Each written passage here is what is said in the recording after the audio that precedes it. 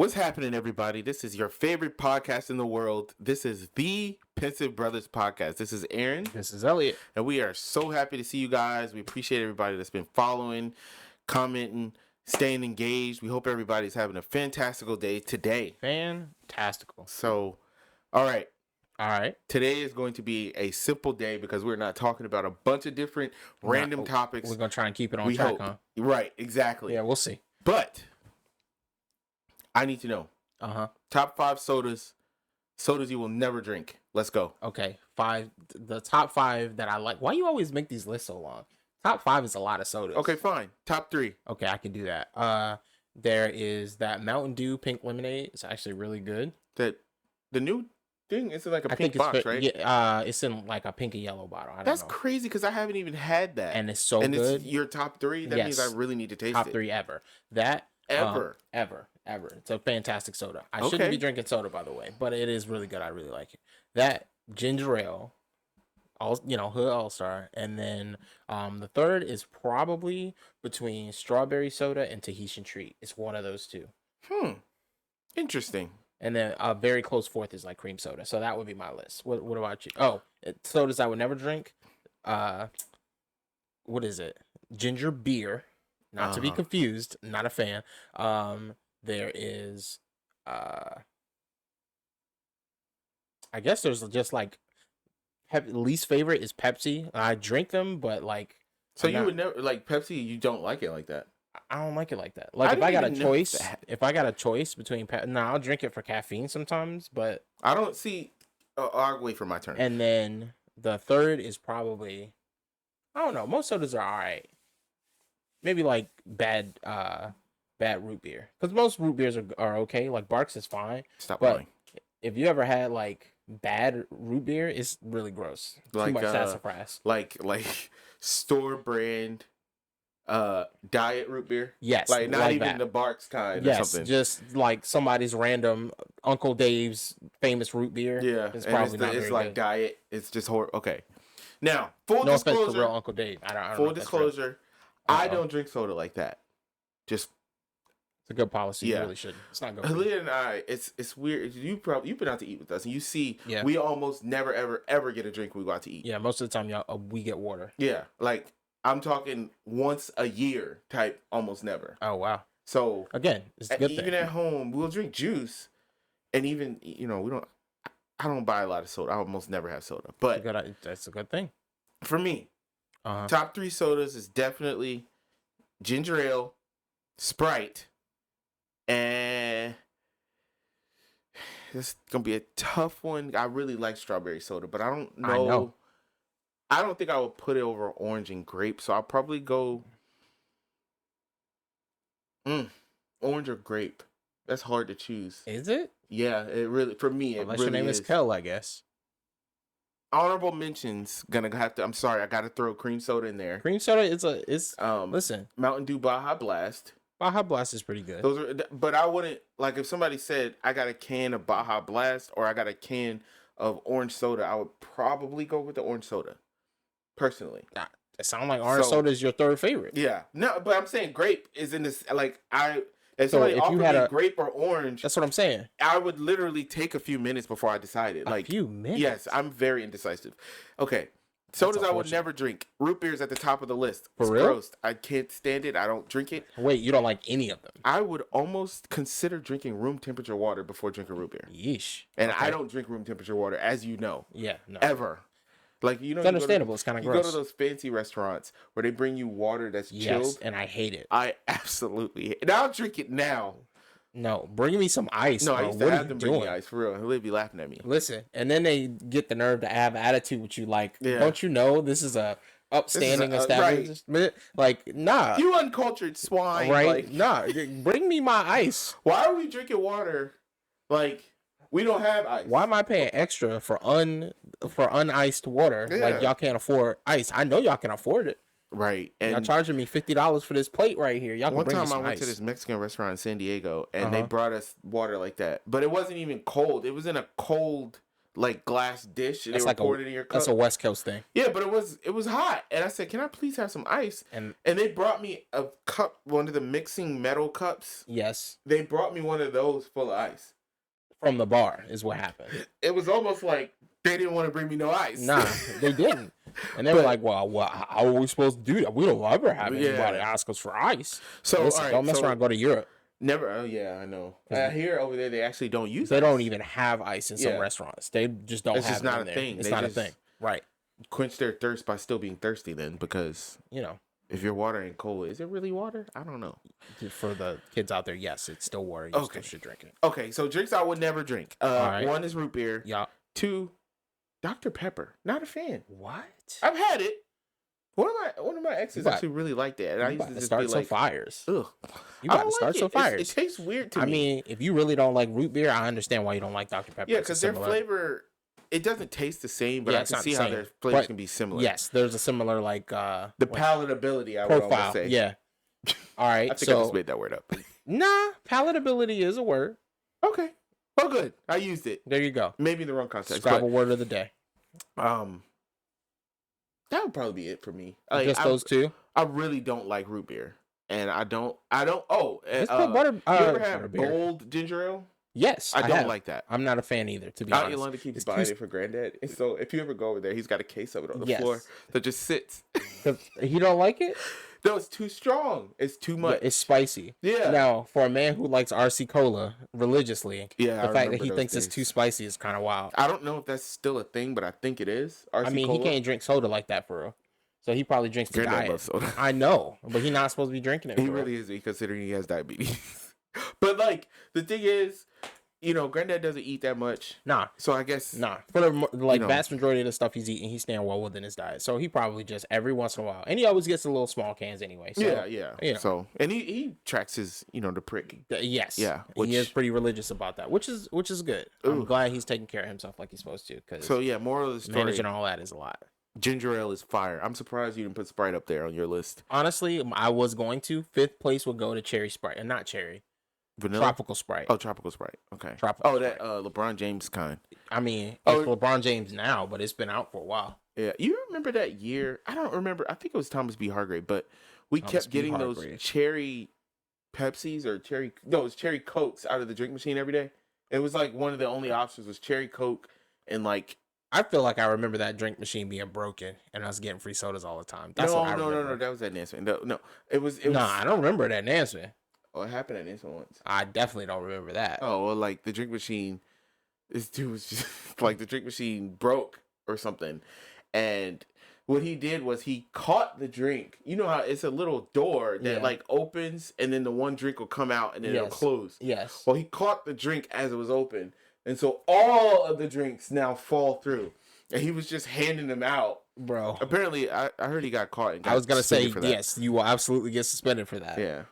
I think it's suspended. No, I remember the one at Thomas B. Hargrave, you could put fake coins in there and it would take them. Oh, I never participated in this. Yeah. So, considering Thomas B. Hargrave was a church. It was a church. Jesus, if you're listening, it wasn't me. Yeah, it was listen, him, okay. Exclusively. It wasn't me exclusively, but it was wrong. You should not use fake coins to buy sodas, but that is what happened. And there's our public announcement for the day. There you go. Don't use fake money, okay? They'll take you to jail. No, but so we used to get cherry Cokes out of that machine. I remember thinking I need to look around the house and find, a quarter or a nickel like or whatever. Right. Or literally, I think it literally was a quarter. And we used to just get them, like, after school, we would go to this place for daycare, basically until our parents got off work. I think we talked about Thomas B. Hargrave on the pod before. I think we talked about it like once, yeah. We did, yeah. But I distinctly remember that was like the only time we had cherry Coke, because we didn't have that at home, of course. Never. And the school wasn't giving it to us. Absolutely not. So, fun times. Yeah. Nostalgia. Well, since you bring up President Joe Biden, is that I guess we can talk about this. So, because we can remember our childhood. Yeah. So we've got a presidential election coming up, as everyone knows. Yeah. We know that Donald Trump is under 1,000,000,001 indictments. 91 to be specific. And he is literally going to be found guilty probably on all of them. Just because. At least on 2. Like, specifically because the evidence. Because he did it. And the fact that, like, everyone is flipping on him, and he's not paying their legal fees. And then he's paying the legal fees of some of these people, but then he sent a lawyer that's doing terribly. So they flip and get the one guy from the documents case in Florida. He flipped and got a state appointed person. Yeah, and he just is like immunity. Okay, but you know why these other people can't get the same legal representation, because a lot of Trump's legal defense is being paid for by his campaign funds. Right. He can't He use would never campaign pay for it out of his own pocket. I don't think that he wouldn't. I don't think he can. I know he wouldn't. I think legally he cannot.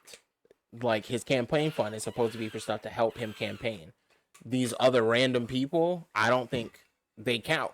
So I get the impression that he can't. Now, he might just be being like a Democrat and basically using that as the cover to not pay for these people's legal expenses. But Trump, that's the thing. I would imagine he's not supposed to do that. When I say he won't, I'm saying that for a reason. So if any of you guys want to see it, just Google it.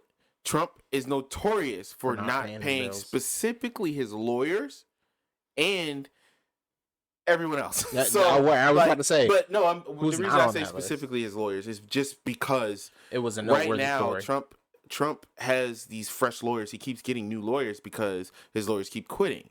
One, because he won't listen to them, but two, because he's not paying them. Yeah. So if you Google it, it'll show you his current lawyers are making him basically pay everything up front. Yeah. So they could lose. They could and they don't have terrible legal doctrine that they plan on using in the case. It doesn't matter. They've already been paid. To be fair, does he really have any good defenses left? Because all the good defenses would include stuff like, I didn't do it, and I wasn't there. And here's the evidence. I tried to send them back. Y'all didn't accept them. They ain't got none of that. Bro, he's going to get found guilty. It's like, if you look at all of the actual court cases that have happened in the past, he's almost always either laughed out of the courtroom, like all the 60 court cases after January 6th and after the election and everything. Yeah. All the court cases where he challenged the election, he was laughed out of court. None of them worked. But specifically, because he didn't have any good standing. But he knows. It's like driving me nuts. It's like we all have to pretend like we're in this fantasy world where did Trump believe that he won? Because if he believed it, maybe he didn't do this and didn't do that. It's like the problem. Dude, honestly, the problem is he really could have believed that he won. And it doesn't change the fact that he did a bunch of illegal stuff. Right. Because the issue is not his belief. Like, at least from my understanding, the criminal activity. Correct. My understanding from most of the details of most of these cases is what ended up happening is he put together this like elaborate scheme to try and win because he believed he actually won.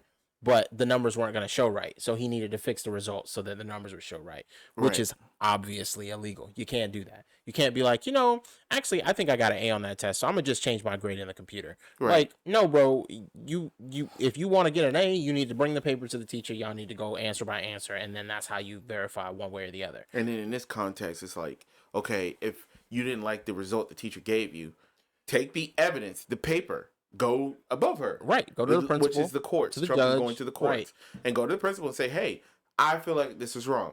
And then if the principal says, no, you earned the grade the teacher gave you, you accept it and you move on. But Trump gets the metaphorical principle, which is the courts. And the courts are like, well, you have no evidence that the election was stolen.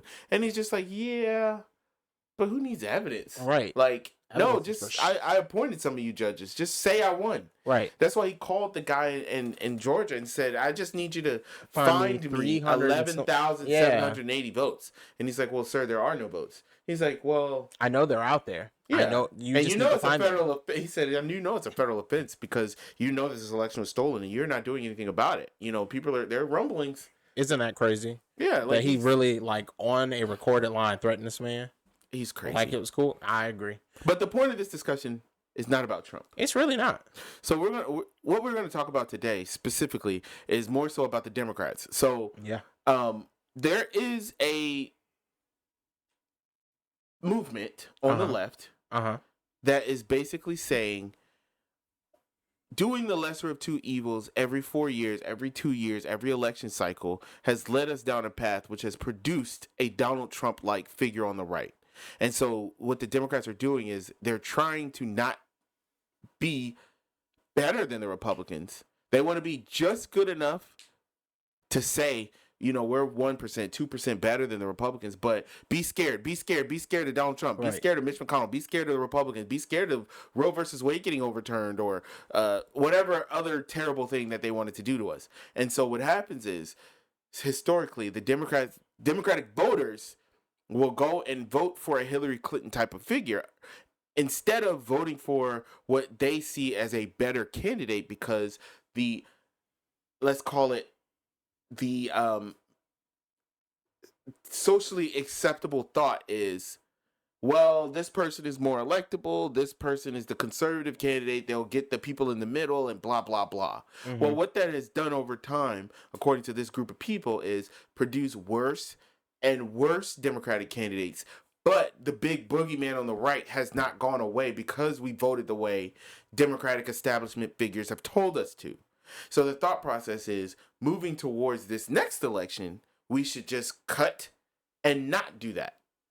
And so I'm assuming you're on that side of the discussion is, I don't think we should influence everyone to just vote for Biden just because they're scared of Trump. I think we need to have an expectation of more. Is that fair? So I think, like, everything you just said there is technically true, but I do not think that's the most compelling argument. Okay. So the problem that we have, I think, two major problems with the Democratic Party right now. So, okay. Like the problem you described is real. I would say that's the third major problem. But I think one major problem is they have an audacity about being what I would consider fascist, like in their primary process. Yeah. That I think is scary to me. Mm-hmm. When I look at somebody like Justin Trudeau, and when you say fascist, I want you to. What I mean is impact with that word. A lot of people are gonna pull that. What I mean is they say, "Hey, this is what we're gonna do, and we don't care how you feel about it. Mm-hmm. Get with us, or we're going to absolutely destroy you mm-hmm. and make it so that you can't participate in the election process anywhere else." So they're not just saying, hey, you can't participate with us, but they're making it impossible for you to participate in other places. They're doing things like blacklisting vendors. So, hey, not only will you can't work for our individual campaigns, but we're going to tell other people's Republican campaigns and elsewhere not to use your services. Mm-hmm. Oh, you're running as an independent person. We're going to make it so that you can't get on the ballot. So things like that are fascist. You are actively intervening in free and fair elections and intentionally making it so that people have no other choice but you. That is very scary to me. So that's one problem. And in the context of this discussion, I want all of our listeners to kind of try to open your mind. Like, it's kind of like you and I have talked before about when somebody says things about the Jewish community. Yeah, they shut the conversation down and call that so when you call something fascist. And I want to make sure that we are. Yes, and I'm using it intentionally. Like, I'm not one of those people who's just like, oh, Joe Biden's a fascist, because I don't think like Joe Biden in particular is a fascist any more or any less than like the policies that he pushes for, right? Mm-hmm. So I think in general, at least verbally, he's not a fascist. He's a lot of other things. He's a corporatist. He's a trickle down economic sort of person. He's a hardcore capitalist. Yada yada yada into oblivion. But I don't think I would call him a fascist. But the party is doing things that are scary to me. Yeah. When I look at Justin Trudeau, when he got elected, I don't know, forever ago, I think 2018. That was like 2016. It might have been 2016. Something like that. It's been a minute. Yeah, it's been a minute. He's been PM of Canada for a while.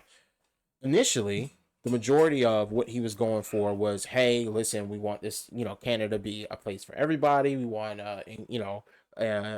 be inclusive and cooperative and all that sort of stuff. But you see over and over and over again the worst impulses in the name of, oh, we got to be inclusive. Oh, we got to be understanding of all people. So even though I don't agree with a lot of like Jordan Peterson's recent stances, I do think he has a real point when I look at some of the specific things that the federal government in Canada is pushing right now. Mm-hmm. A lot of their, hey, everybody needs to be included. Hey, if you're at school, you not only have to accept and embrace, Pride Day and other things, but no, you have to participate. And I think it's a very dangerous line that a lot of people kind of stop paying attention to when you get on the left side of politics. And Jordan Peterson talks a lot, I think exaggeratedly so, about how there is some danger on the left of becoming like a militant left where you're like, hey, if you don't agree with us, we're gonna lock you in cages and treat you like a second class citizen or like not a human being. And like that is really a thing that we have to pay attention to. It's kind of why seeing what's happening to Russell Brand, whether he's guilty of the things they're accusing him of or not, the way that they're going about calling everybody who he's monetized through and saying, hey, you don't want to monetize this rapist, right? That is not good. Like, we shouldn't be doing that. He should be held accountable in a court of law, and then whatever happens after that, that's what happens after that. But calling everybody around a person and trying to unmoor them from public life, trying to destroy their ability to make a living for themselves and their family and all the other people who work on their projects. Culture. Yeah, no, cancel culture has, I think, similar to a lot of things, I think cancel culture started out in a way where it kind of makes sense. It was like, for the first time, a lot of very powerful men and women, but mainly men, right?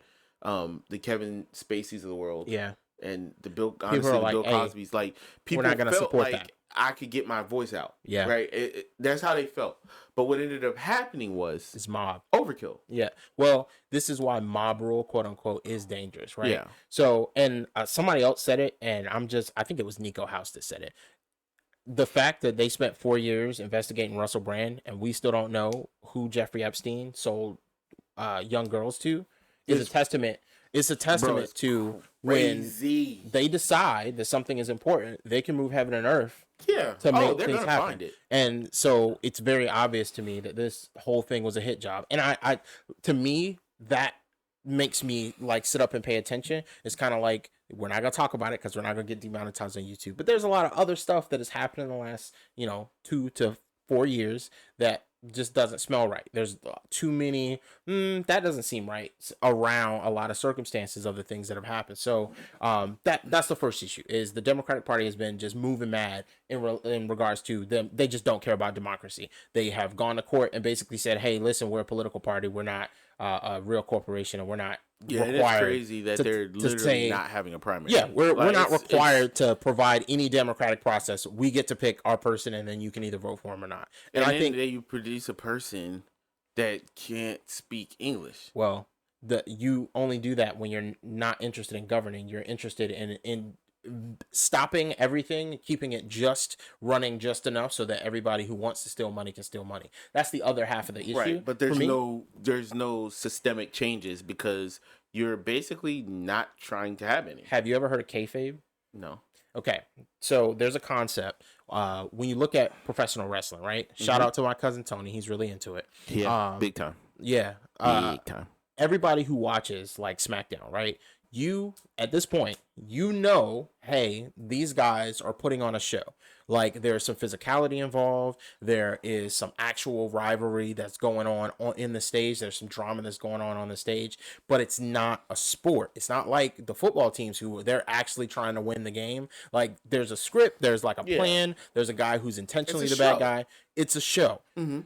The Democratic Party is doing kayfabe. And they have been for what I would say is a long time, at least since Clinton. Arguably, both parties are doing that. But it is both parties, but I think the Republican Party has stopped playing ball, and the Democrats have realized it. I think that's why they're being so aggressively fascist right now. So when the Clintons came and they were doing the third way stuff, the Democrats and the Republicans kind of shook hands on, hey, there's a lot of money to be made, and we're going to do what we need to do to keep everything running so that we can make money.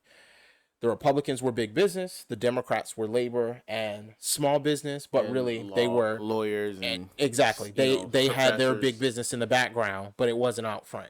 Yeah. So as everybody has kind of woken up to the fact that both of these parties are kind of bought and sold by literally all the big business, the Democrats are getting increasingly desperate because what's happening on the Republican side is the Republican Party, for all of their other faults, never stopped being democratic.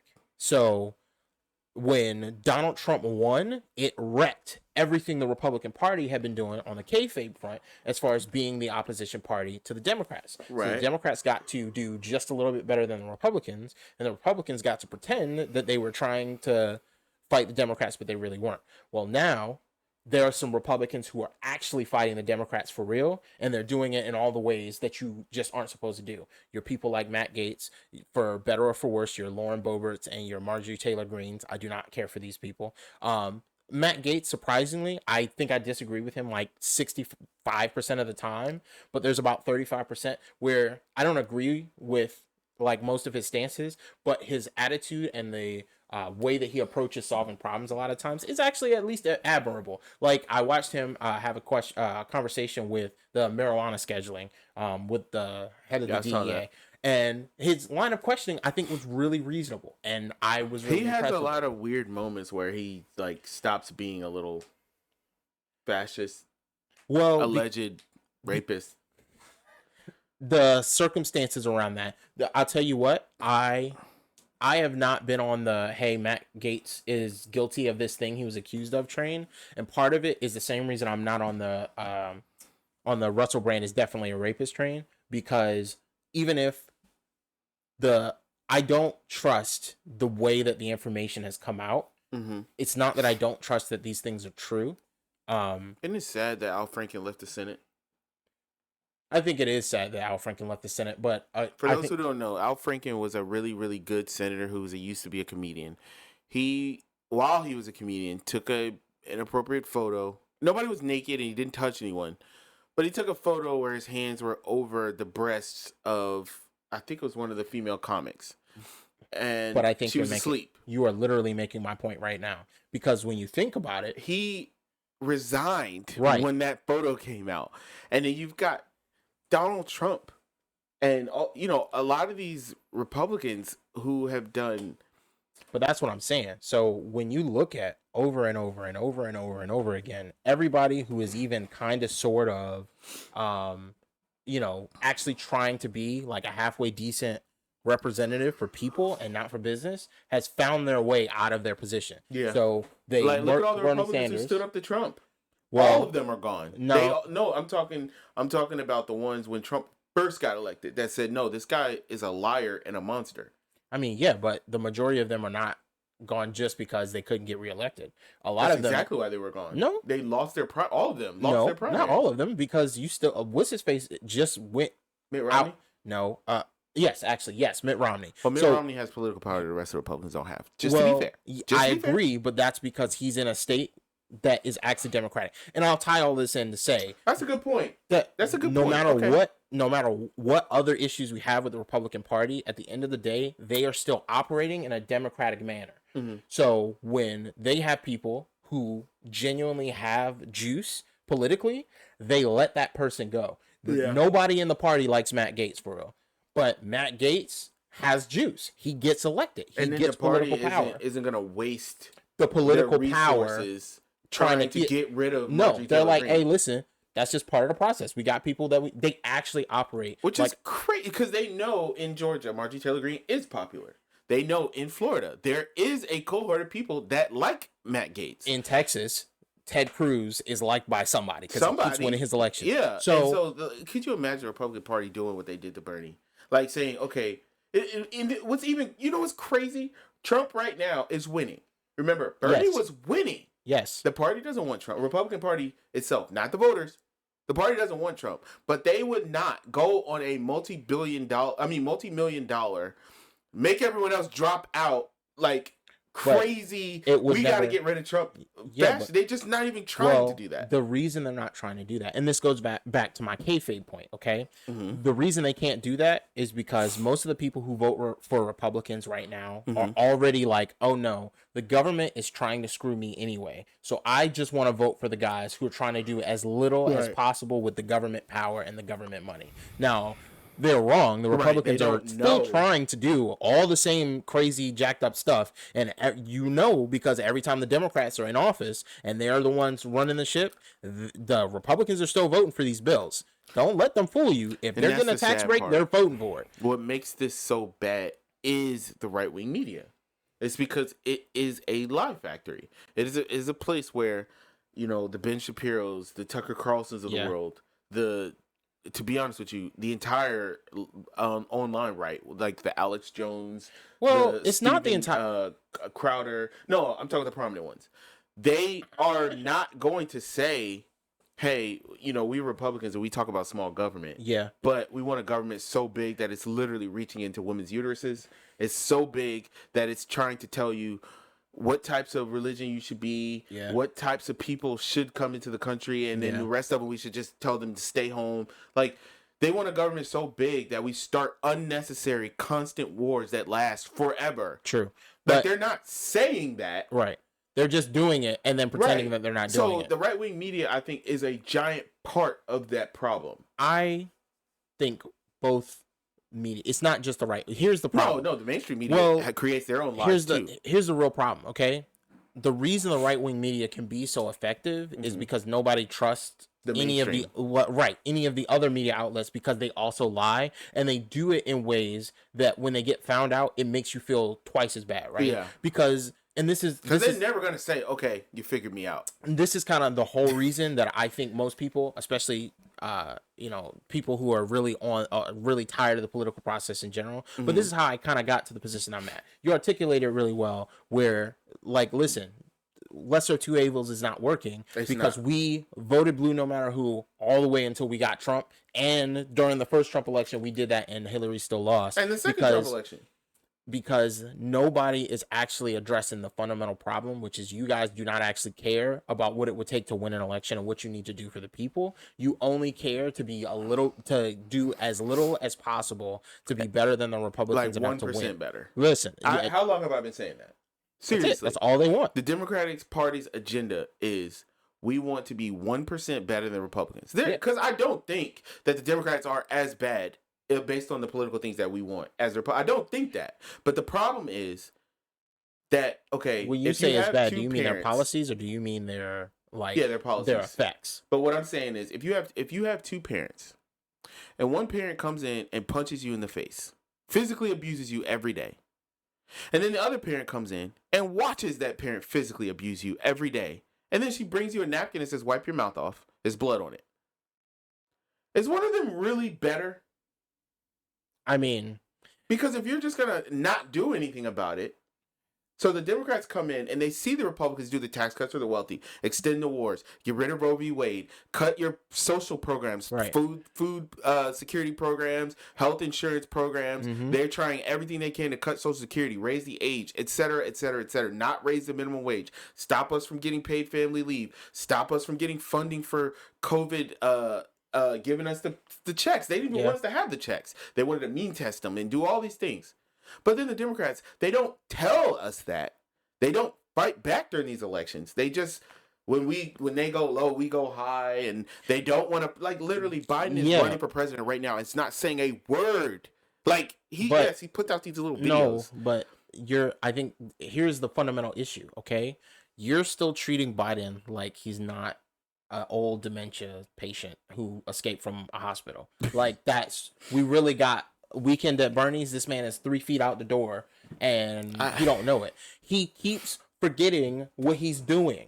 He's on stage and he's like, and he starts telling the same story over again, and then he just walks off stage. He does do that. He's done that multiple times. He just walks away like he forgot what he was doing.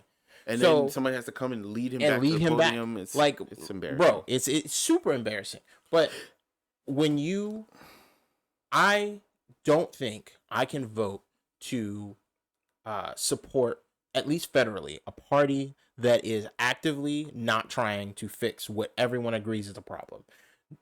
Kamala Harris is not very popular for probably good reason. Good reason. Some nonsense reasons. I'm sure that there are lots of people who have very bad faith criticisms of her. I think generally her problem is that plenty of criticisms of her. Well, yeah, but it just seems like generally she is not interested in political power to actually help people. And she's not very. That's just the impression. She's not very good at politics anymore. No, like the political savvy. I'm saying Trump is good at that. Obama was good at that. He knew how to take a situation and kind of make it work. Because they understood what people need. That's the whole even problem. If they're lying. I don't think they lied most of the time. Most of the time, what they would do is Trump they will just tell. Maybe. Obama lied. I'm not about to sit here and cap. Okay, again, I'm not trying to cap. I'm saying a lot of times Obama does not lie intent, like specifically. Yeah, he's not Trump just will gonna lie say specifically. something Trump will that's just say an flat untrue. out a lie. Right. No, Right. what Obama will do is say, well, listen, I did the best that I could do, whether or not that's entirely true or not.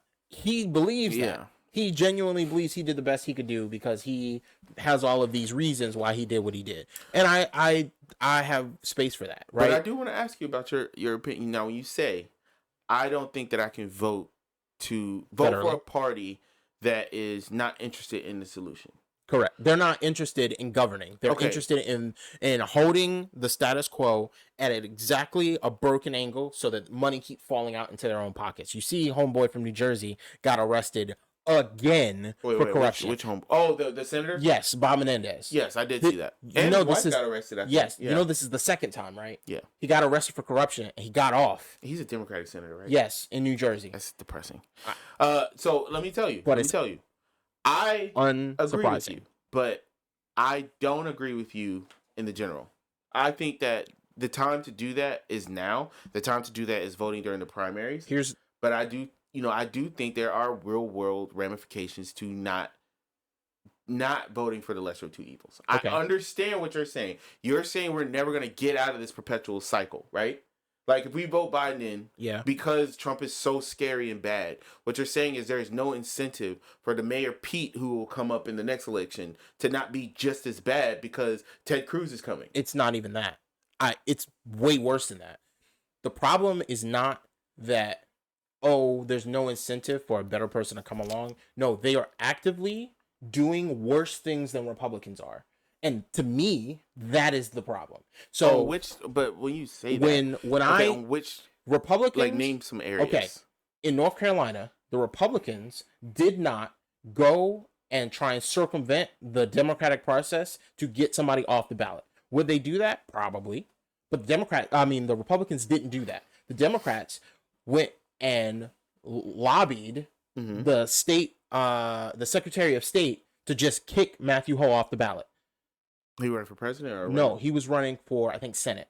Okay. So he had done what he was supposed to do. He got his signatures. He should have been on the ballot. They didn't want to have a real democratic process because they don't like to have real democratic processes. No, they do not. So they got him kicked off the ballot. That is scary to me. So to me, that is a problem. I would rather Republicans who I know are actively looking to do things that I think are bad and hurtful to the country, but they're willing to put it on the ballot. They are willing to have the fight at the ballot box. That's what the game is supposed. But I don't agree with you, and I'll explain why. But go ahead. Okay, let me see if I can. Okay, let me see if I can make this make more sense. Everybody talks about how Trump is really just running for president because he wants not to go to jail, and I think there's probably truth in that. Not probably. There's definitely truth in that. Most truth in that. That's why it's kind of concerning if Trump wins the presidency, which he very well might, despite all of our best efforts. But the reason that is scary is because the question you ask is, okay, well, what wouldn't he do if that's really his reason for running? Like, is he willing to, kidnap people? Is he willing to ransom? Is he willing to hurt people, to, steal? What is he not willing to do? Where is his limiting principle for not going to prison? And it seems like it's pretty reasonable. He's probably going to do what most rich guys do and just try and work a deal out. Once he realizes he doesn't have no other choice. If anything, go to rich people jail. Right, exactly. Because rich people jail is a thing. It is a thing, and it's different. It's like a country club. I don't know about all that. But the reason why I disagree with you. Hold on. Go ahead and finish your thought first. Because my question is, you tell me, what is the thing that the Democrats would not be willing to do? And why do you think that's where their line is? So, there's lots of things that they're not willing to do. Like what? Name one. For example, the party as a whole isn't just going to come out and say, we're going to start destroying the economy. I mean, not the economy. We're going to come out and we're going to start destroying the environment now because climate change is a hoax. Okay, hold on. They're not going to say that. Are they going to do it and then just not cop to it? No. That's not true. No, it's not true. No, it is true. They are actively doing that right now. No. Wait. Okay, I'll wait. Go ahead. You're saying they're not doing that. They actively push for more fracking. They actively push. No, you say they. I mean the party. The party has a position. Be specific. Because if you go on the Democratic, yes, the Democratic frontrunner for president's website. Yes. It does not say we want to frack more. Okay. It doesn't say that. Okay. And then he is, to be fair, we're having two conversations. You're talking about what his platform, I'm about to tell you what he's actually doing. But go ahead. You're talking about Joe Biden's platform. You're right. The leader and my of the problem, party. no, he's not. And I think that's where we're having a disconnect. Okay. Help me understand. Joe Biden is not a leader of anything. Well, Joe Biden works for the party right now. Joe Biden has a platform that is handed to him. He has things that he probably would be like, no, that's not what we're supposed to be about. And they'll be like, yes, sir, you're right. And then they'll adjust it, and then they're going to go right back to doing what they really want to do. Because Joe Biden's not really in charge. And he hasn't been for most of the time that he's been president. Maybe like right at the beginning, maybe he was lucid enough. I don't even know if that's true. Joe Biden is not running the majority of the party. Joe Biden is just the figurehead. The majority of the party is being ran by insiders and people that whose names we probably don't know. So my problem is, at the end of the day, the party wants to continue fracking. So they're doing all the lobbying. They're hiring. They're amenable to whatever lobbyists come in for all of the fossil fuel industries. That's why we are doing more oil drilling. That's why we're doing more natural gas. That's why we're not pushing nuclear. Even some of those oil drilling, I think nuclear is different because there's a difference of opinion. I do think that that's a thing. But with the oil drilling, he's pulling some of those. No, listen to what I'm saying. I know he's pulling some of those approvals back. Why? No, because according to them, it's because of climate change. No. Now you can say, "Oh, I don't believe him." What has changed from when he signed to have it happen? He was criticized heavily by the Sunrise Movement and by the left. That's what happened. The only thing, he's running for president. Right. The only thing that's changed is they didn't actually get any value out of having those permits out there before the next election rolled around. So they're pulling them back now so that after he gets elected again, they can put them right back. I don't know, Elliot. This is the dance. You. And I am no after issue Biden fan. After issue. It's not about Biden. It's just that I want you to I want to be nuanced in this discussion because I hear what you're saying. You're completely in the camp of Biden is basically sentiently gone. There's no more basically Biden making all these decisions. You think that the party itself is the cancer here, is the problem. Yes. I hear you. And also to a degree, I agree with you because I do think that the party is so focused on being corporate friendly that they have disregarded the actual voters. And so they go on this shaming us but the one pushback that I do have about this, it's like three things. But one, if we don't vote for the Democratic candidate, yes, Trump coming into office is bad. Now, you can say, well, it's not so bad that I think that the lesser of two evils is a better option. That's fair. But you have to admit, Elliot, us saying, okay, well, we can't vote for Biden because Biden is not a good option, and here's these well thought out reasons, and then if Trump gets elected, you can't then say, well, that had nothing to do with the decision that we made. Here's the problem, okay? Uh-huh. I am not arguing that, it's not going to have consequences. What I'm arguing is the consequences aren't as bad in the long run. I think they might vote for Biden. I think if we do not make a point of saying, hey, this is too far, what can the Democratic Party do to you as a voter? Like, what can they do as an institution that will make you remove your support from them? And that's what I have to keep asking people. And for me, when you declare that you are not a democratic institution and what is ostensibly supposed to be a democracy, and you're called the Democratic Party, it's not a good look for us to support you. And again, this is on the federal level. Locally, even at the state level, I would say support your Democratic Party. Go look at the platform of the state level and the local level people. We actually got some halfway decent state and local level Democrats in the place we live. So I want to be super clear. I don't mean the party entirely, but on the federal level, on the national party, the way that they operate in media, the way that they operate with candidates, and the specific things that they are doing, I think are dangerous. I hear you, and I actually do. I'm telling you, and I agree with you. If we don't force them to change directions by showing them, hey, no, you don't understand. And I think the other part of the problem is if it was just me and like the general sentiment weren't that, if I thought the majority of normal Democratic voters didn't also kind of feel like this, I think it would be different. So like in 2020, the moment was different, right? Everybody was kind of like, well, listen, Joe Biden ain't great, but it is what it is. But this man can't speak. And the party, I don't know how else to say it. The party has chosen to say, hey, we know he can't speak. You know he can't speak. He literally can't do a 30-minute conversation. He can't win a debate. We know that, but we don't care. We don't care that everybody wants a different person. And there are plenty of people who are in the race who actually might be better. It's like 75% of the country because the Democratic Party has not the Democrats of the country. It's crazy. I know, but the party has given up on democracy. And to me, that should mean we give up on them until they get their. And isn't it sad that not only has the Democratic Party given up on democracy, but the Republican voters don't want democracy. So that's not true. When Trump, no, but hear me out. When Trump, to me, Trump is one of the most fascistic people we have to contend with right now, in my opinion, because any person that is willing to spearhead stealing an election, even under his unjustified thought process of he's stealing it back, right? I feel like if it would have worked and Trump would have stolen that election, yeah, he'd have been all for it. Yeah, he would have been totally on board for that. I didn't steal it. It was mine anyway. Right. And so, to me, I hear you.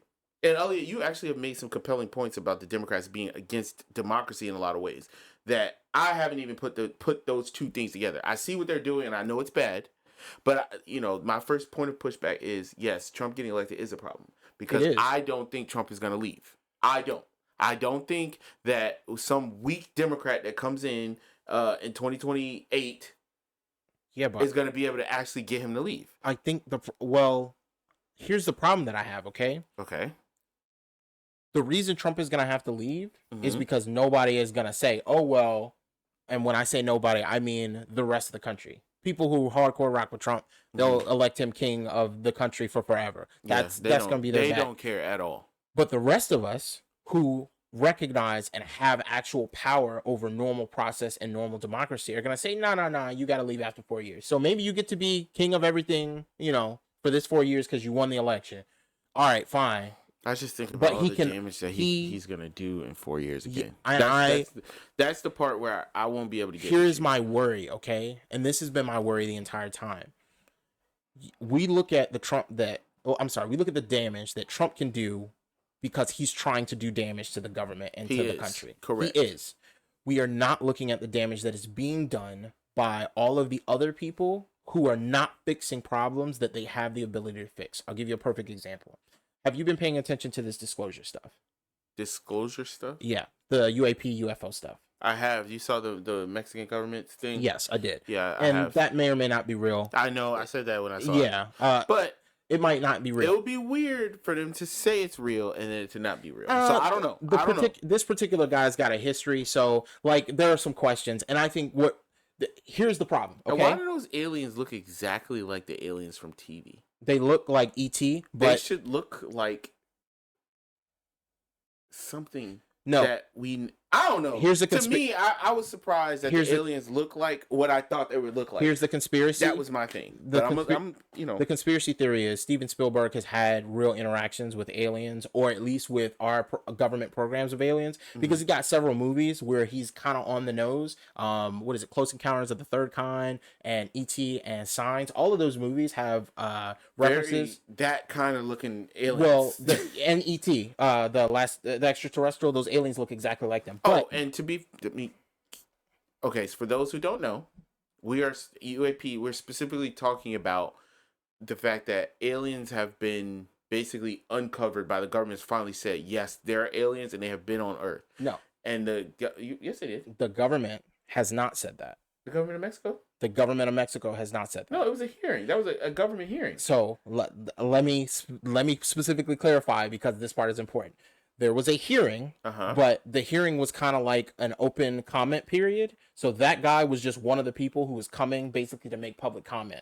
And that was his public comment, was unveiling these aliens. I thought that was the Senate of Mexico. No. Oh, okay. So it was it was in the chamber, of their Senate, of their Congress, or whatever the equivalent is. But he is just a citizen making a public presentation. How did he get alien remains and just hold them? Well, long story short, he found them in Peru. He brought these out in like 2017. There are videos of people, quote unquote, debunking him, saying there's alien bones in it, and it's not really. I'm sorry, there are animal bones that somebody just put together, kind of like, you know, the monkey sewed onto a fish body and they called it a mermaid back in the day. Like, people are saying that it was that. But if you watch a lot of these debunk videos, they're just conjecture. Hey, I bet this is fake, and this is how it would be fake. There's nobody who said, hey, I went and I did my own independent analysis, and they're fake. And that's what needs to happen. To bring it back to my Democrat point, okay? We are in a Democratic administration. The Democrats control the House of Representatives. I'm sorry, the Senate, and they control the executive branch. There's no reason for them not to be investigating all of the problems that were brought up by David Grush. And yet, when reporters keep asking different senators, different congresspeople, hey, what's going on with this?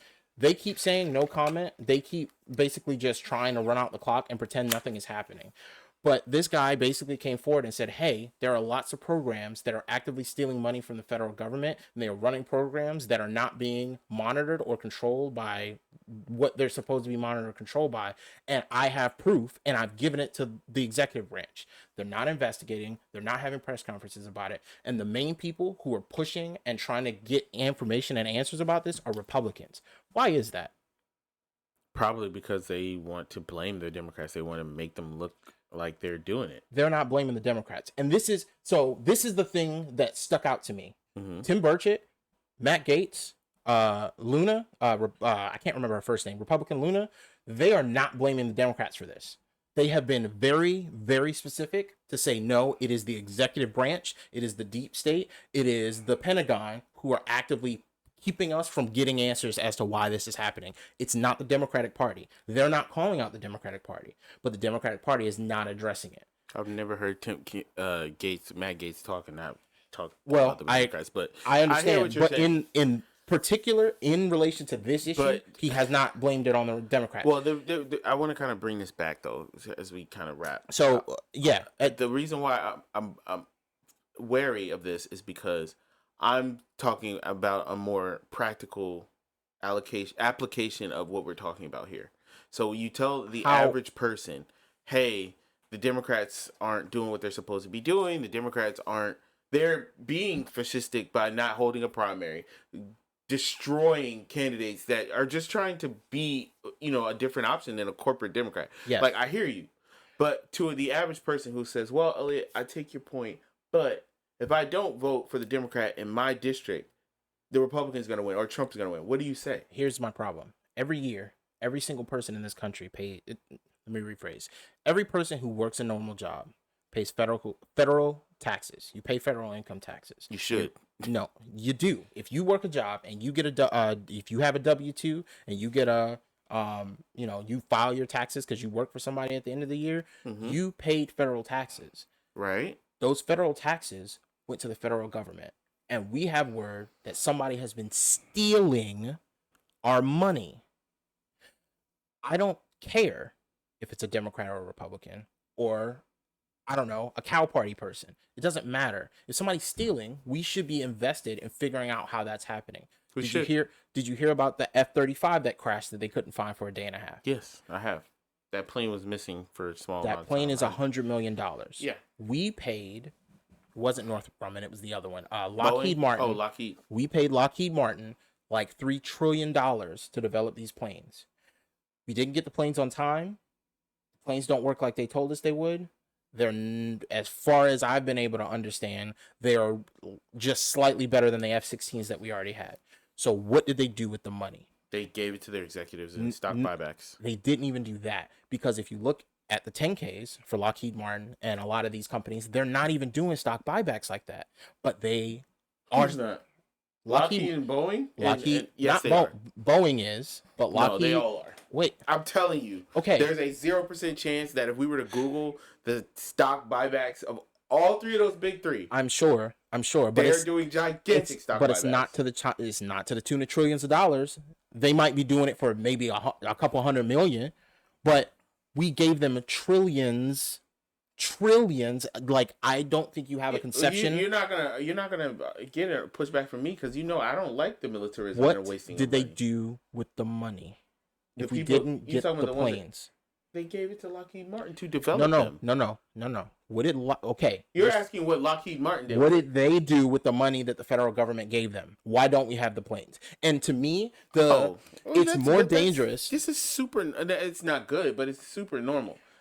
This has been happening forever. It's the war machine. We give them a crap ton of money. They provide us with garbage information. And what I'm saying is, okay. The only reason that the war machine gets to continue is because we keep voting for a party saying, "Hey, the other party is worse." And it's crazy to me because the Republicans on this issue in particular are worse. No, they're not. On war? This is the thing that kind of made me say it doesn't actually matter. Tell me one vote for a war that the Democrats were opposed to that the Republicans got pushed through anyway. Okay, a vote for a war Tell me the Democrats were opposed to and the Republicans or a war that the Republicans wanted that's not the example that I would have on why the Democrats are better. How are the Democratic Party better? I would argue war or spending? Biden is better because on war or spending. No, hear me out. No, not on spending. Biden is just as bad. The Republicans suck. Wait a minute, stop. But I'm gonna tell you. Don't talk about Biden. I don't want to talk about Biden because what you keep retreating back to. You keep retreating back to. Democrats better. I'm trying to tell you. I can't give it to the Democrats because Obama is not better.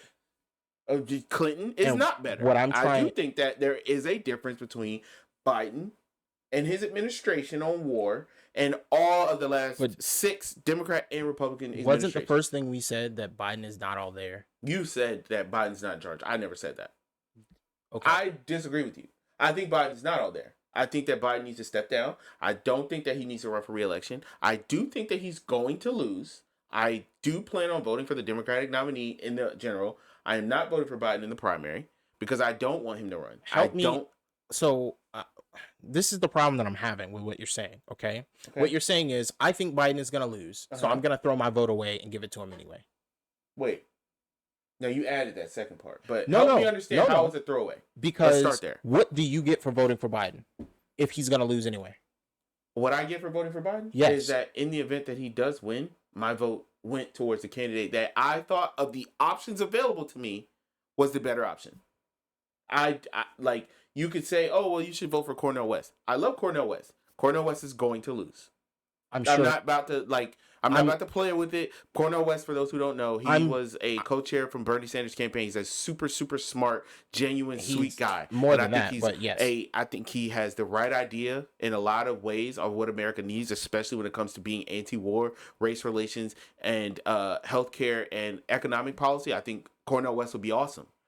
But he's going to lose. He's running for the Green Party. He's going to lose. I agree with you. And he started out in the Working Families Party, and then there was a giant debacle there, and then he switched over to the Green Party. Well, he's going to lose. It wasn't a giant debacle. He switched from the Working Families Party because the Working Families Party did not. Yeah, it's a garbage. It's not a you got to stop with the aggression. The thing that this is my issue with the Working Families Party. You saw the scandals. You saw the issues of the guy that started it, and how he's like, I think he's giving money to Republicans or something. It doesn't matter. He switched out of there. He's with the Green Party now. Yes, which I think is a real party, which deserves respect. But he's going to lose. So how is that not just as much of a throwaway as voting for Biden, who you think is going to lose? Because if we're voting for two people who we both think are going to lose, one of them actually is looking to get a party started that is trying to actually function democratically. Well, then go ahead. I'm not voting for Cornel West. I'm voting for the Green Party to have the power to make democracy matter again. And to the exclusion of all of the other stuff that we're talking about, because I think that the points you're making are fair, okay? It is true that of the options that we have, if Biden can win, will he be Biden the person, not the party as a whole? Yeah. Biden will be less fascistic than Trump probably will. And also, to be fair, Biden would be less fascistic than a lot of people in his party. But no. I think that Biden's been a relatively solid corporate Democratic president. Matter of fact, not even maybe. You're 100% correct. He is much better than anybody expected him to be on a lot of issues. And he's way better than what you thought, right? I agree. But my problem is he's only better when he's the one making the decisions. Mm-hmm. I do not know how many decisions he's making and how many decisions are being made for him. I don't know his actual position on a lot of things because he doesn't tell us. Because he is actively avoiding being in front of a camera because he's probably got dementia. I don't think he's avoiding it. I think his team is avoiding being in front of a camera. Well, sure, but no, I mean you're right, and I think that that's a fair criticism. He should be in front of a camera. No, it's like I'm agreeing with you, but it's almost like you don't want me to. I think the problem is you're agreeing with me so that you can say, yeah, but I mean the party is still better than Trump.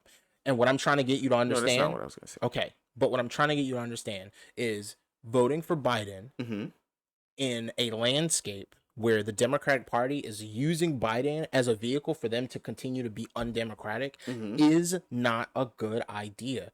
They are doing all of the things that I think will lead us to a place where we get a much, much, much worse leader from a not Democratic Party because they are just proving that they are continuing to be morally bankrupt. So when somebody else who's actually morally bankrupt out and out, like Trump is, comes along, everybody's going to equivocate. They're going to say, well, the Democratic Party is just as bad, and they're going to be right. And what I keep trying to impress upon people, what I keep trying to explain is at some point you have to say, no, there has to be a line that you can't cross. For me, it's actively interfering in a democratic process. That's my line. For me, I would never vote for Trump, but I think the federal, the national Democratic Party has also crossed that line. And I don't think we should continue to support them without getting some kinds of guarantees from them that they're not going to continue down that path. And if that's fair, if forcing them to actually have a primary because they don't want to have a primary because Joe Biden's the incumbent, if showing them, hey, if you do this, you're just not going to win. Point blank, period. We're going to vote in the general for somebody who's not the candidate y'all are pushing. And I'm sorry, in the primary for a candidate is that y'all are not pushing. And then in the general, you will not win. You will not win by humongous margins because we don't agree with this. I understand that normie Democrats are probably not going to see it this way. Not probably. Probably ain't the word you're looking for. Probably is the word I'm looking for. They will not No. see it that way. No. They're going to go to the polls. And this is the thing. The reason you and I are we're in complete agreement.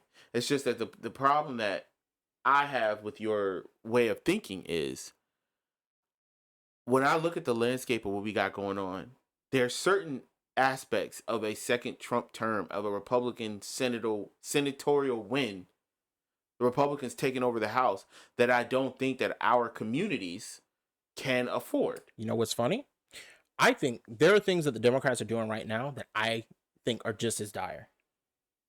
So I'm gonna be honest. Fair. I'm gonna be honest. That's fair. Our border policy right now, and I have never been an immigration guy. Like I've never been a stop the people coming across the border guy. Like that's not me. I don't think that's really the answer most of the time. But right now, have you been paying attention to what's going on? Yes, Title 42 was overturned a couple of months ago. Like literally, like 3 months ago, maybe less. But Biden was doing Trump's policy of remain in Mexico since he became president. They have been deporting like crazy since he became president. That's not even the problem. It's just that people have been saying, "Oh, there's this giant flood of people coming into the country." No. Okay, no. Go ahead. No. There are like 4,000 people a day coming across the border. Yeah, because they've been doing remain in Mexico for the past 3 years. That's not why. That's exactly why. No, it's not. And this is one of those, I need you to really go take some time and just read up on I do. That's the thing that's killing me. Okay, so then you should know there are 4,000 people coming across the border from Venezuela, from Haiti, from a bunch of places in Africa, from all over, because the cartel is literally hot. They got ads up on the internet where they're soliciting people to come to Mexico. They're basically taking everything they've ever owned. They're raping their women, and then they're sending them across the border so they can smuggle drugs at other places that are not the border crossings. The response to this should be probably to make crossing the border vastly more difficult, not to not let people in, but we need to hire a lot more judges. We need to hire a lot more border crossing agents. We need to improve our policies about what we do when we find people illegally trying to cross the border. We need to enhance the policies that we have as far as supporting governors on border states so that they have the things that they need to take care of the problem. We're not doing any of that. You know what they did do? They welded the doors at several of the border crossings open because there are flooding issues. They didn't put different gates on so that when the floods come, it doesn't break the gate. They welded the gates open.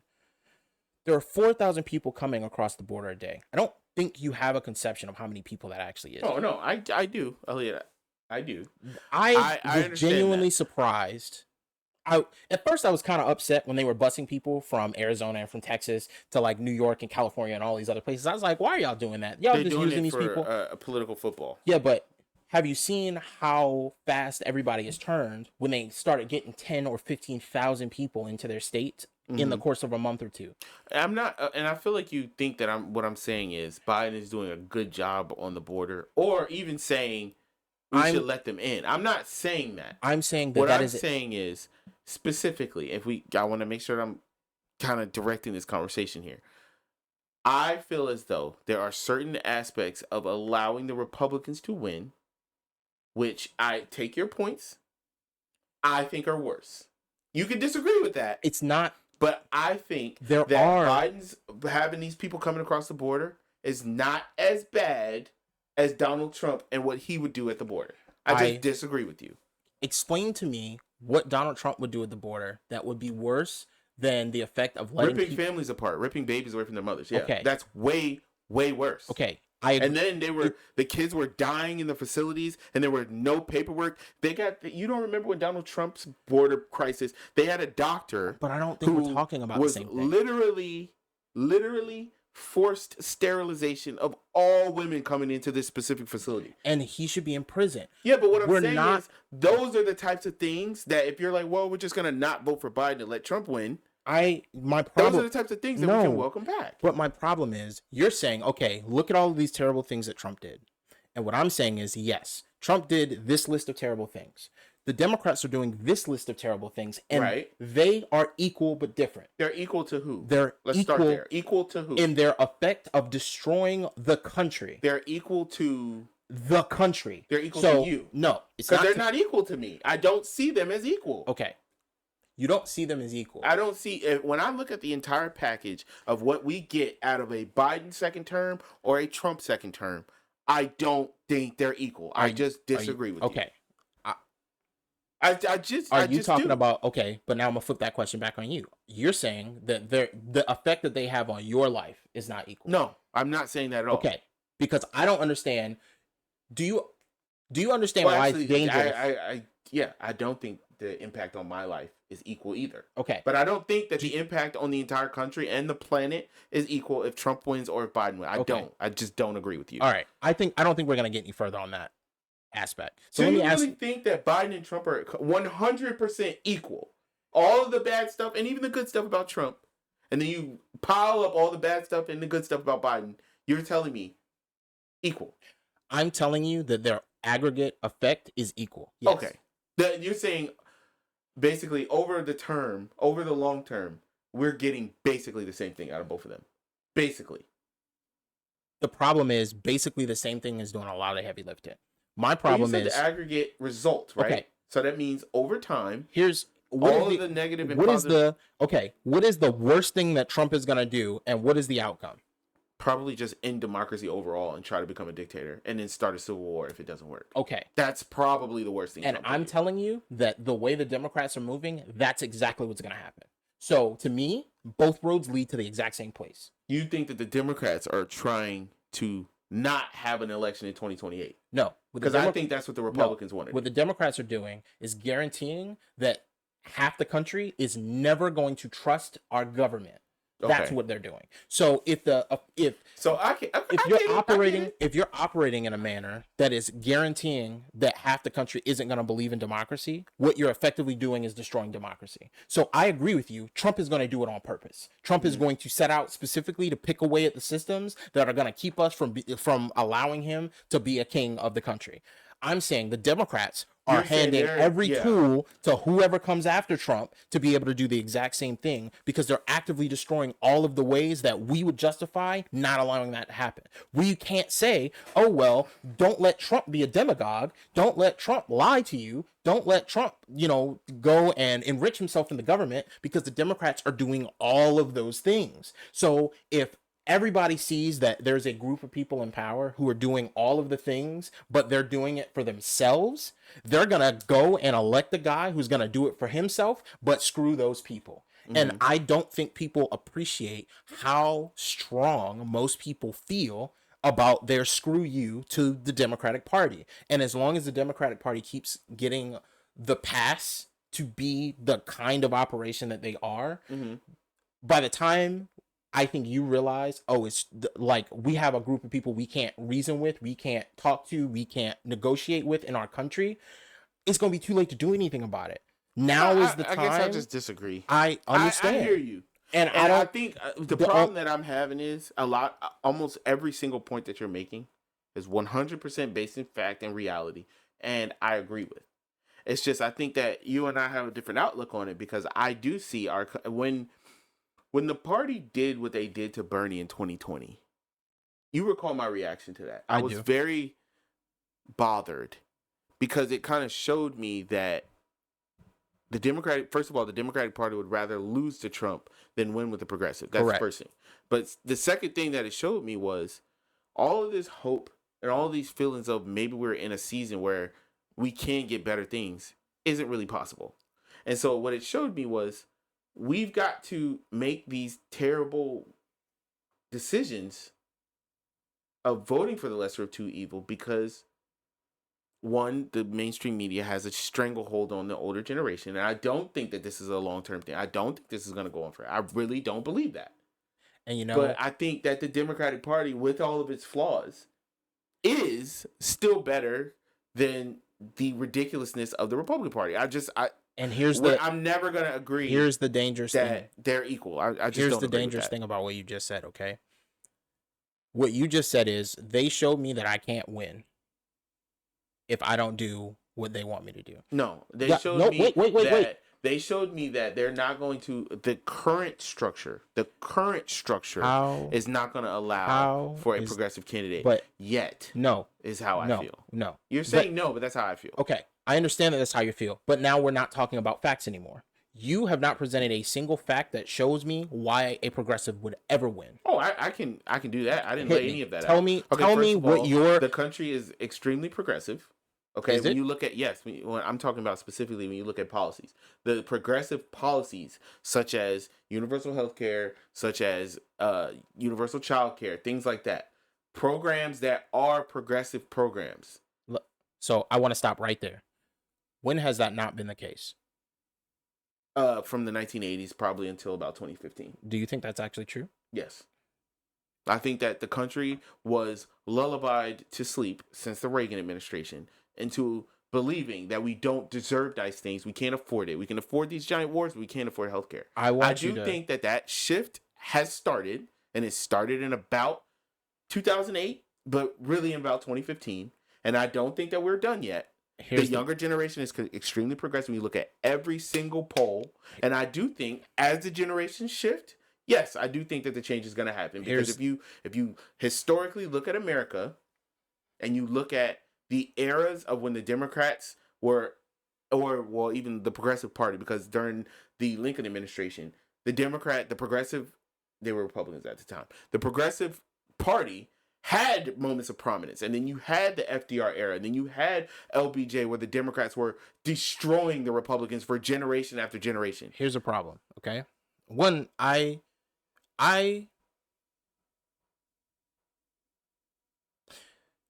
lot of the major change that has come to our country, including Lincoln, because Lincoln, the Republican Party, when Lincoln was running in it, was a third party. Progressive. No, yeah. It, not just the Progressive Party, it was a third party. It specifically was not either of the two main parties in power. The only reason that I think FDR ended up being like a Democrat was because like that was kind of how he came up, but he operated like a third party because the rest of the the party that he was in, Republican. I'm sorry, you're right. You're right. He specifically switched because Teddy Roosevelt was trying to. He started a new party called the Bull Moose Party, where he was trying to basically be the progressive party, and the Democrats weren't progressive in the 40s, right? And in the 30s, and then FDR made them progressive. Correct. That's my point. He basically fired a whole bunch of people and dragged the party with him. And what I'm saying to you is, at no point in our country's history were the people not for progressive policies. The people have always been for progressive policies, with some notable exceptions like slavery and a couple other things. Okay. Yeah. Like notable. Obviously. But in general, right now we're living in a different age. And than what those I'm telling you, because of the corporate media and the corporate money in the election, you have to account for that. No. You are saying corporate media, and what I'm telling you is most of corporate media is really state-run media in another term. They do corporate propaganda for the corporate candidate. You're saying for the corporate candidate. Okay, yes, because Elliot, mainstream media doesn't care about Obama or Trump or Biden. CNN and Fox News, they don't care about them. They care about the agenda they're pushing, which is in service of the person that's paying the media organization and the candidate. Okay, but I want to go back to my original question, which was, how do you see a progressive, what is going to change about what you just described that is going to allow a progressive candidate to win? Because the corporate media is not going away. No, well, yes, it is. No, it's not. It is. And it's just changing shape. No, I disagree with you. Look at, first of all, you know that news media viewership has been on the aggressive decline, as you know. Who's picking up their viewership, though? What do you mean, who's picking it up? So. Oh, yeah, online media. Okay. So when you say corporate media is not going to leave, yes, it is. Oh, okay. No, it's not. I'm telling you, 15 years from now, people are not going to be watching CNN. You're just wrong. I don't know what to tell you. Okay, you're just wrong. How? Here's what's going to happen. Corporate media on TV is going to go away. That's what I'm talking about. No. What's going to happen is corporate media is going to say, oh, well, where are the eyeballs? Oh, the eyeballs are on the internet. Okay, let's start buying those companies. And they're going to acquire The Hill. They're going to acquire Breaking Points. They're going to acquire all of these online media operations. They might not sell out today. They might not sell out tomorrow, but eventually they're going to sell out because that's how the pressure works. So they're going to keep turning the screws. They're going to go to the government and they're going to do just like they're doing in the UK, and they're going to change the laws to favor themselves. And then they're going to be able to acquire those companies, and then they're going to get those same ears and eyeballs again. And then we're going to be right back here. And I'm going to be asking you the same question, because the thing that's not changing is government is not doing the thing that government needs to do, which is to check capital. That's the whole point of government. Government is supposed to be the people's collective power is sent to offset capital, because capital is that strong. And we need capital. I think capitalism has a place. It's not the best system. It's just the best system that we have because all the other ones don't work. So if the government is not checking capital, capital is running the government. And as long as capital is running the government, the Democratic Party, the Republican Party are never going to be truly adversarial, especially when one of those parties is actively not being democratic. You can't put any other influence. You're saying one of those parties. Because for all of their other faults, the Republican Party keeps having primaries. What are you talking about? The Republican Party just tried to steal the election. They've been trying to protect the fascist leader this entire time. And guess what? Even though they've been trying to protect him the whole time. They have been protecting him. Wait. Because they have been protecting him the whole time. And still, they're having primaries. They're allowing other people to run in the party who don't agree with him. They are. So I guess both parties are doing different fascistic behaviors. Because the problem is, the Republican Party, the people voting want that to happen. The fascist stuff. Yes. Yes. The people want that to happen. So they're voting for fascism. The Democratic Party voters are not voting for the Democratic Party to be fascist. Do you understand the party is doing it? The party is doing it. But again, I'm going to ask you what you asked me. In effect, aren't they both doing the same thing? Yes, but the outcome is different. So explain to me how the outcome is better for the Republicans and better than worse for the Democrats. When Republican voters say, you know what, actually, you're not doing anything I want you to do. We're going to vote for somebody else. The party is going to allow that to happen because the party is set up to be democratic. Now, I understand there is some danger, right, that the Republican Party could flip on a dime and start trying to play the games the Democrats are playing. That's always a risk. But the difference between the voter base of the Republicans and the voter base of the Democrats is Republicans will just take their ball and go home. They say, I'm not voting for that. And they'll just walk. And they have that right. That's why the Republicans will only get so far outside of what their base allows. The Democrats don't have that pressure. They don't care at all about what the base wants. Stop the Steal is a perfect example. Cenk made horrible, terrible, not good arguments and tried to act like all of his positions weren't borne out to be exactly what the Stop the Steal people were saying. He's trashing Jimmy Dore, rightfully so, because Jimmy is being not a good person. But he's wrong about Stop the Steal. The squad had the ability to fight for their case, and they just chose not to. I understand why they made that choice. So they could have forced a up-down vote on Medicare for all. Oh, not Stop the Steal. You're talking about force the vote. I'm sorry. What did I say? Yeah, you're talking about you said force the vote. I'm sorry. That's why I was like, I'm sorry. That's why you were confused. I'm sorry. No. And you and I, if you remember, and we need to probably wrap. Yeah.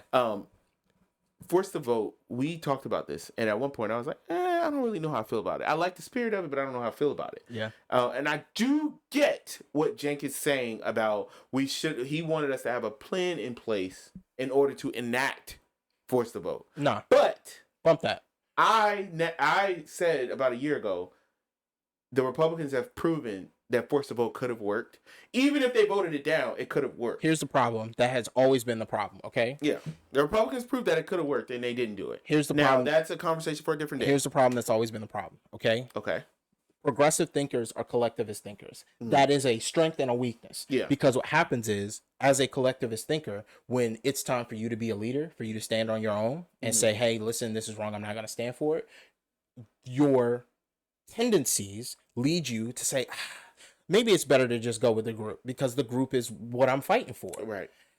That is why the everybody was kind of like, maybe force the vote's not really the way to go, when it absolutely was, because they had all the power in that. Well, I'm kind of glad, to be honest with you, I'm kind of glad they didn't do it, because I'm not. First of all, Jimmy is toxic, and I don't want him anywhere near any of the prominent progressive candidates. Second, he, as you probably know, is basically a Republican now. He pulled what's the guy? Dave Rubin. He did pull a Dave Rubin. But I think he was always going to do that. So you think so? Because I'm not going to lie. It made me kind of sad because I was a fan. Here's the problem, okay? When people talk about white moderates, Jimmy Dore is who they're talking about. Yeah. Jimmy Dore is the sort of person who's like, listen, I'm right. My opinions are right. And if you don't agree with me, you're just wrong. That's the part that I can't get with. I mean, because it's he's not the only one that's like that. He attacks the Democrats so bad. You know, Mike Figueredo, he talked about how in the beginning of his show, he was cultivating a large Republican audience. Yeah.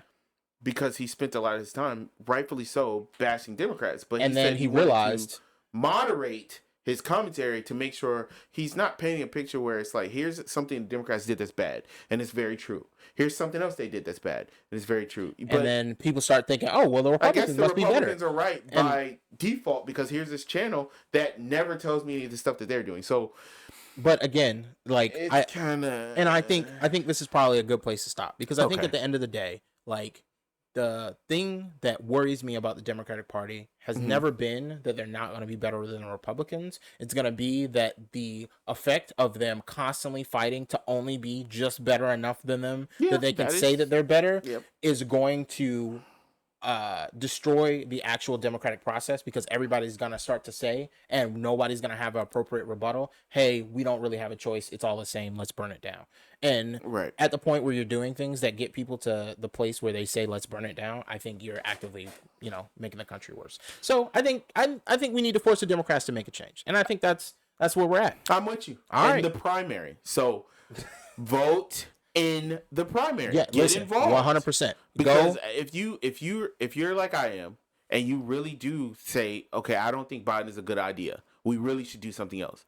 Well, vote in the primary. Vote for somebody else. And if we put enough pressure on, we'll get a different person. But the problem is, most voters, as the media wants us to do, completely ignore the primary. So we get the crappy Hillary Clinton versus Donald Trump election, and then we're all like, oh man, now we got to vote for Hillary Clinton or Donald Trump. All I can say is, go vote for Marianne Williamson or RFK. I'm definitely voting for Marianne. Literally, it doesn't matter who you vote for as long as it's not Biden. Like, it's our time to thumb our noses.